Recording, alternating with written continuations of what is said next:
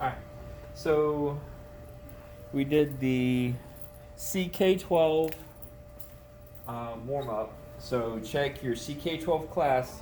You should have at least one new assignment in there. Fan and pick for 5 minutes. And remember, the jobs rotate, so everybody does every part of the activity. And then we took some notes, and then we got to a right page. So let's look at those notes. Where's my matter and change? So the other day we started off here. And we talked about how this was the best image we have of atoms, but still we can't like see the atom. But still, that's pretty cool. We talked about matter is anything that has mass and volume, and that weight is not the same thing as mass.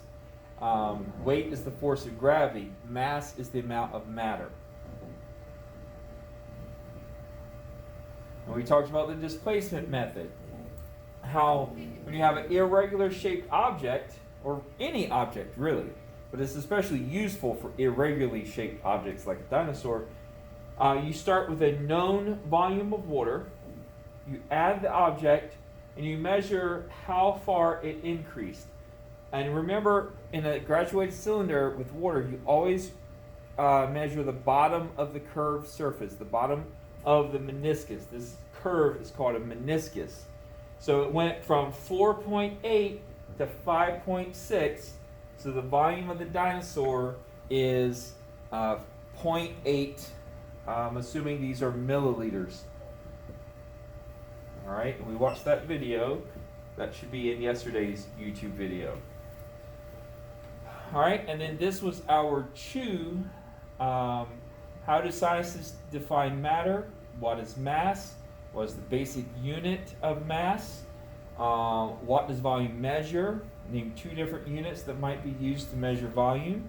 And explain how to use the displacement method to find the volume of irregularly shaped objects. Okay? So, and then we went over those.